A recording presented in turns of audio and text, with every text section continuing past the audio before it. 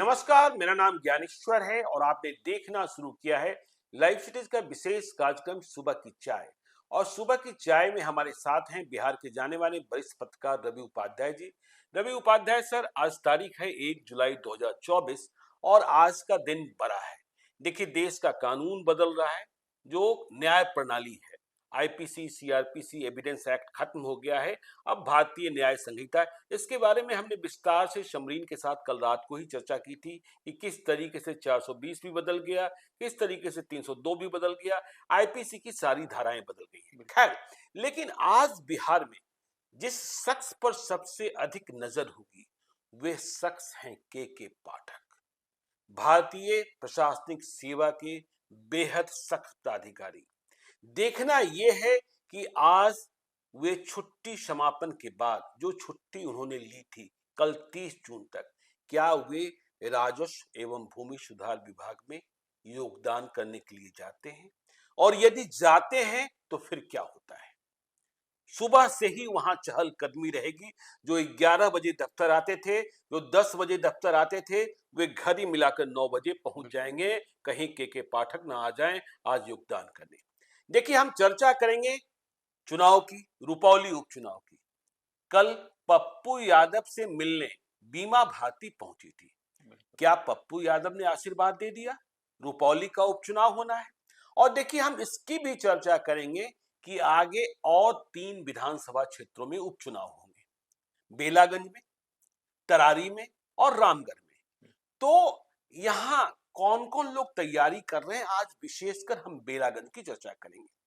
फिर यह भी बताएंगे कि देखिए, अपराध की घटनाएं बढ़ रही हैं, मर्डर हो रहे हैं, इसे कैसे रोका जाएगा। तेजस्वी यादव बुलेटिन निकाल रहे हैं, रोज क्राइम बुलेटिन। बीजेपी वालों ने ही शुरुआत की थी जब बिहार में महागठबंधन की सरकार बनी थी। इसकी चर्चा भी हम करेंगे कि जेडीयू तैयार है चुनाव के लिए और बूथ को ही मालिक बताया जा रहा है, तो बूथ की कमेटियां। इसके अलावा हम यह बताएंगे अंतिम में कि किस तरीके से बिहार के आम का डंका दिल्ली में बज रहा है, पिट रहा है, और दिल्ली के लोग बिहार के आम का, रसीले आम का बहुत अच्छे तरीके से स्वाद ग्रहण कर रहे हैं। तो देखिए, सबसे पहले चर्चा के पाठक की। आज तारीख है 1 जुलाई। 30 जून को छुट्टी समाप्त हो गई के पाठक की।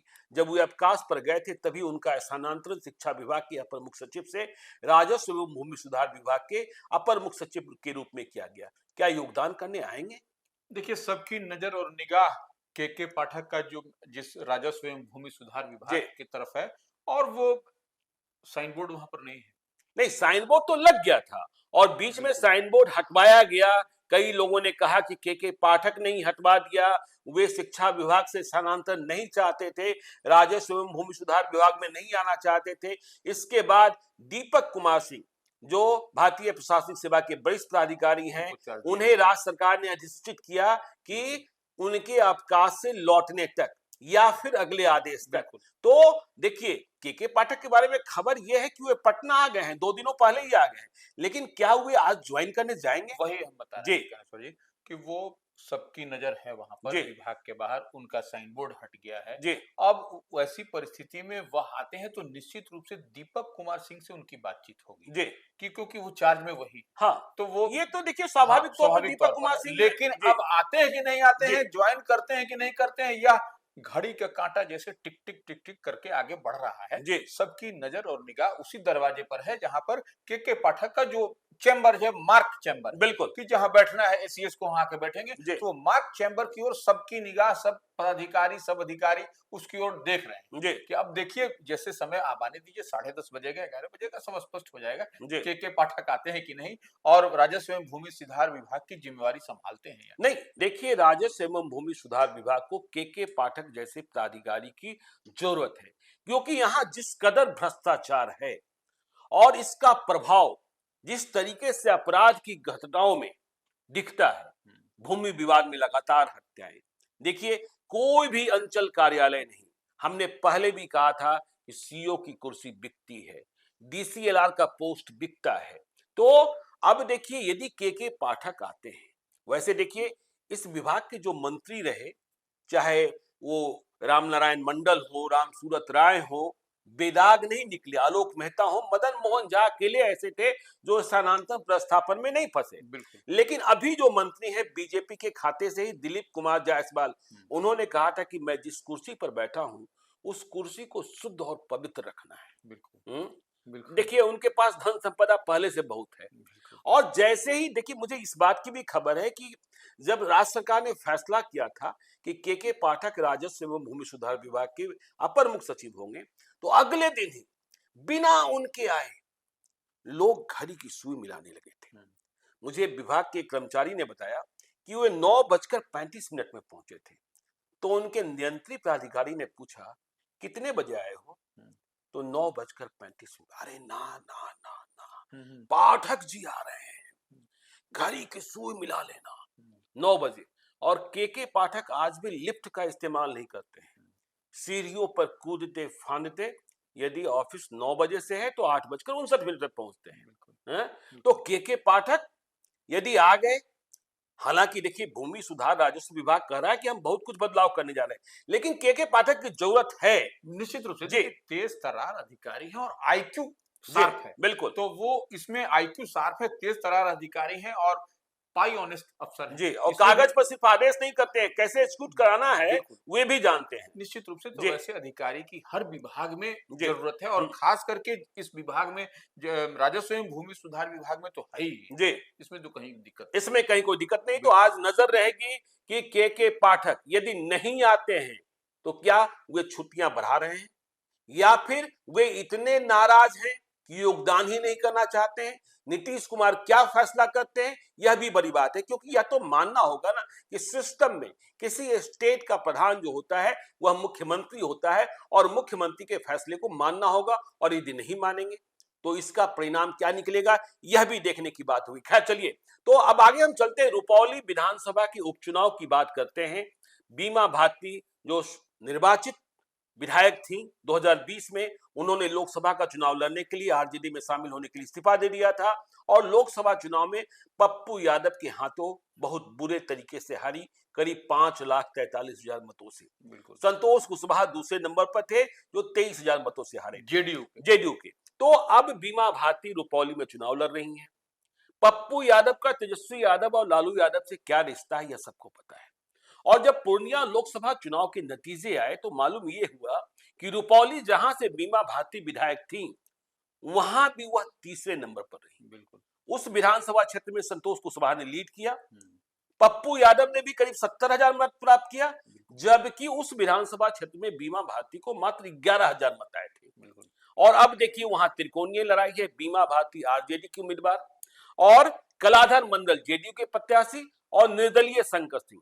ऐसे में पप्पू यादव के पास बीमा भारती का जाना, आशीर्वाद मांगना, समर्थन मांगना, पप्पू यादव भी मौके मौके पर कहते रहे बीमा भारती मेरी बेटी है, तो पप्पू यादव ने अभी पत्ता नहीं खोला है।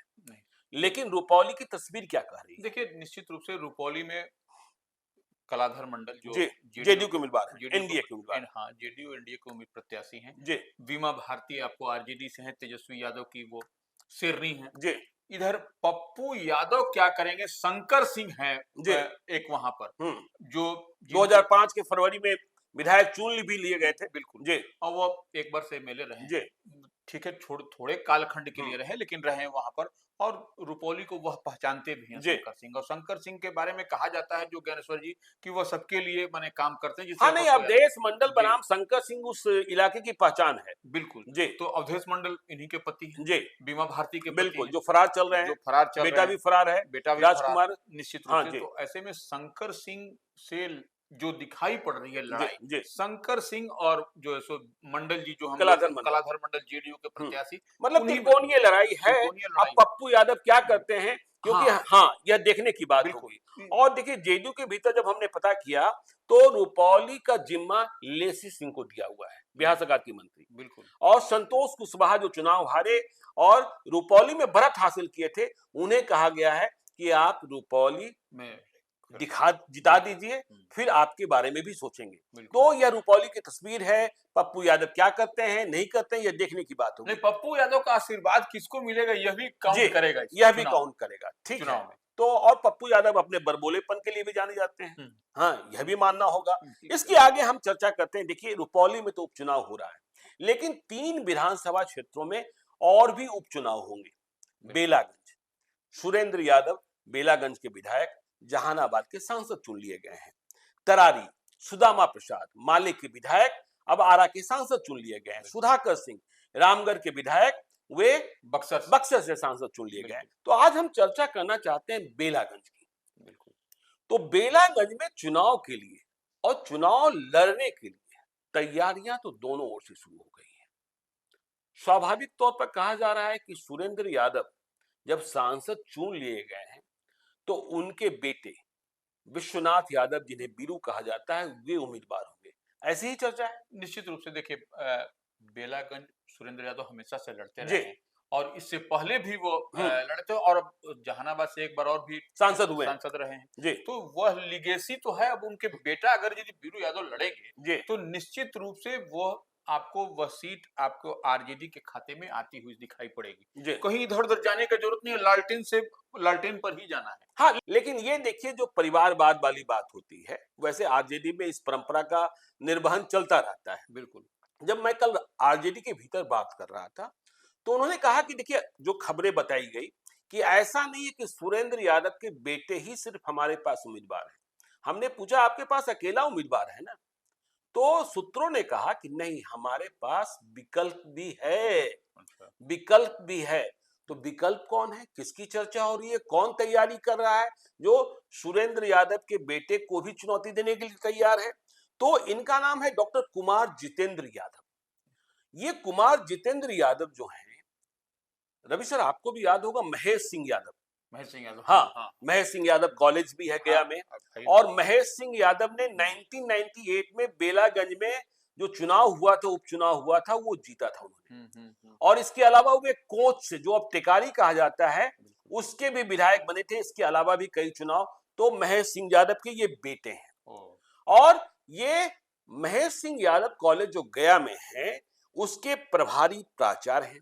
2015 में सीपीआई के टिकट पर इन्होंने चुनाव लड़ा बेलागंज से। तब देखिए, महागठबंधन बन गया था, JDU, Congress, RJD, CPI, CPM और माले अलग थी। तो ये सीपीआई के टिकट पर चुनाव लड़ रहे थे। तो इनकी चर्चा भी कन्हैया कुमार के दोस्त बताए जाते हैं और छात्र संगठनों के साथ जुड़े रहे हैं।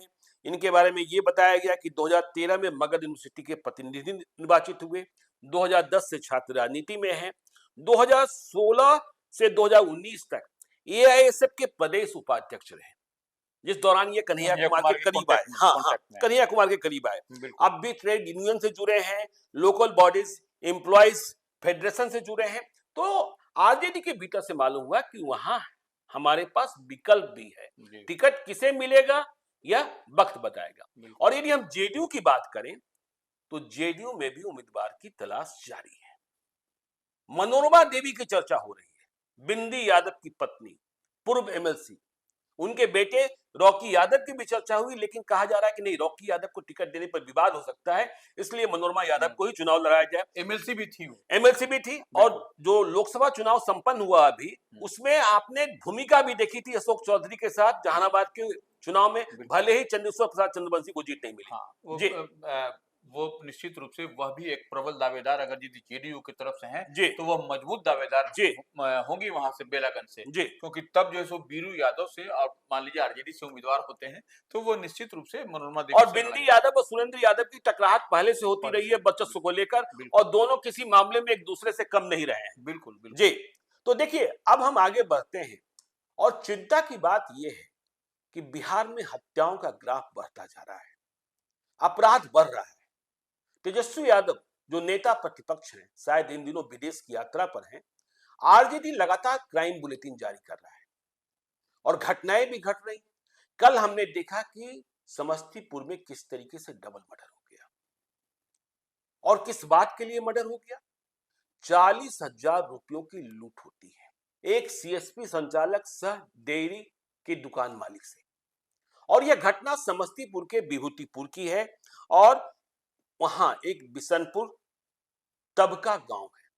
तो एक मोटरसाइकिल पर 3 सवार आते हैं और वे सीएसपी संचालक को गन पॉइंट पर धमका देते हैं 40,000 रुपया जो कैश काउंटर पर होता है उसे लूटकर फरार होने लगते हैं। इसी दुकान पर एक महिला ग्राहक होती है, सुशीला देवी, जो हल्ला करने लगती है, लूट लूट लूट लूट लूट।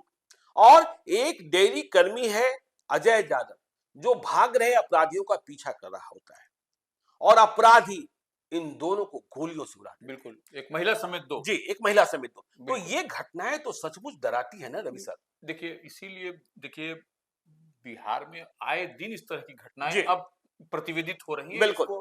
और इसी को लेकर के पुलिस हेडक्वार्टर भी इसके लिए चिंतित है और वह एक्शन प्लान भी बना रहा है कि कैसे इसको और एक्सिक्यूट किया जाए और कैसे इस पर नजर रखी जाए। और हर एसपी को कहीं ना कहीं मैसेज भी जा रहा है कि और एसपी भी इस पर लगे हुए। और कम्युनिटी पुलिसिंग की जो बात आती है ज्ञानेश्वर जी, आप तो खुद जानते हैं। और सीएसपी निशाने हो रहे हैं, मैं लगातार देख रहा हूँ सीएसपी निशाने हो रहे हैं।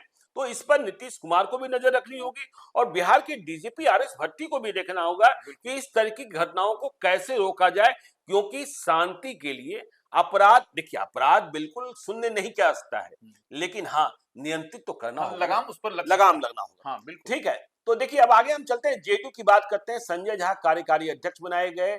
मुख्यमंत्री नीतीश कुमार ने कहा कि हमने ही प्रस्ताव दिया। और देखिए जेडीयू लगातार विधानसभा चुनाव की तैयारी में लगा है और अब यह मूल मंत्र दिया गया है कि बूथ ही मालिक है, बूथ कमेटी। क्या फार्मूला है? देखिए, बूथ कमेटी जो राष्ट्रीय कार्यकारिणी की बैठक हुई ज्ञानेश्वर जी जेडीयू की, उसमें बूथ कमेटी की बात हुई कि बूथ कमेटी को मजबूत करना है। बिल्कुल। देखिए, भारतीय जनता पार्टी भी बूथ कमेटी को ही मजबूत करती है, इस चीज को याद रखिए। वो तो पन्ना कमेटी उसके पास है। पन्ना कमेटी। तो ये यहाँ पर अब जो भी मान लीजिए जाएंगे पर्यवेक्षक, ऑब्जर्वर या मंत्री, जिला के पदाधिकारी, प्रदेश के पदाधिकारी, मंत्री, वह जो है सो बूथ वाले बूथ से ही बात करेंगे। बूथ में 10 रखने की बात है। एक बूथ पर 10 10 हो 5 हो, लेकिन 10 से कम नहीं ज्यादा। बूथ को पूरा फोकस करना है और बूथ के ही से ही बात करनी है और बूथ से ही पूरा स्ट्रेटेजिकल जो भी है क्षेत्र के बारे में। और जब आप बूथ मजबूत हो जाएगा तब आप चुनाव आराम से जीत जाइएगा। चुनाव आराम से जीत जाएगा। बिल्कुल, यही स्ट्रेटजी हर कोई भी जिताऊ पहलवान किसको बिल्कुल तो वह बूथ के तही पर जाता है। पोल स्ट्रक्चर तो तभी कंप्लीट होता है जब आपके पास बूथ कमेटी होती है, और नहीं तो आप तो चुनाव में क्या कर पाएंगे, यह समझने की बात। देखिए अब हम अंतिम पड़ाव पर चलते हैं। बिहार के आम का डंका, बिहार का मालदा आम, क्या रसीले आम होते हैं। बिहार का जर्दालू आम, दिल्ली में रहने वाले बिहारी तरस जाते हैं। उन्हें किस्म किस्म के आम मिलते हैं, लेकिन मालदा नहीं मिलता है, जर्दालू नहीं मिलता है, और इसे ले जाना कितना कठिन होता है। लेकिन बिहार के एक शख्स हैं बरबीघा के, जिन्होंने शुरुआत की दही से, कुल्हड़ दही से, और पूरे बिहार में फेमस हो गए कि उनका दही जैसा है वैसा कहीं और नहीं मिलता है। तो इस बार इनका नाम है शिव शंकर, मेहनती हैं।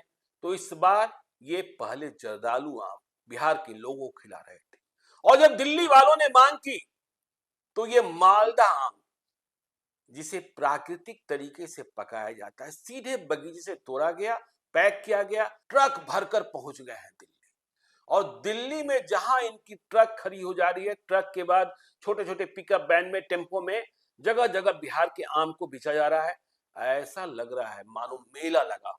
तो बिहार के आम का स्वाद तो अभी दिल्ली वाले चख रहे हैं। देखिए ज्ञानेश्वर जी, तो कहा भी जाता है कि सभी फलों का राजा आम। जी, तो राजा तो सभी फल का आम ही है। जी, इस बात को कौन डिनाई कर सकता है। और चल रहा है उसमें भी बिहार का मालदा, जर्दालू कहने का बात नहीं है। मैं लगातार देख रहा हूँ सोशल मीडिया के हर प्लेटफॉर्म पर कि दिल्ली वाले लिख रहे हैं, दिल्ली में रहने वाले बिहारी, मैं इतने कार्टून ले जा रहा हूँ, मैं इतने पैकेट्स ले जा रहा हूँ, मुझे नहीं मिला, मुझे नहीं मिला। और वे एक ट्रक लेकर गए थे, उन्हें लग रहा है कि अगले बार तो 10 ट्रक ले जाना होगा, क्योंकि जिसने बिहार का आम खा लिया वह तर गया। तर ये छोटा पतला छिलका है उसका, गुठली उसका, मतलब इतने रसीले होते हैं, और गुठली में भी वो जान होती है कि पूछिए मत। खैर चलिए, तो सुबह की चाय का समापन हम आज यही करते हैं। आप देखते रहिए लाइव सीरीज को।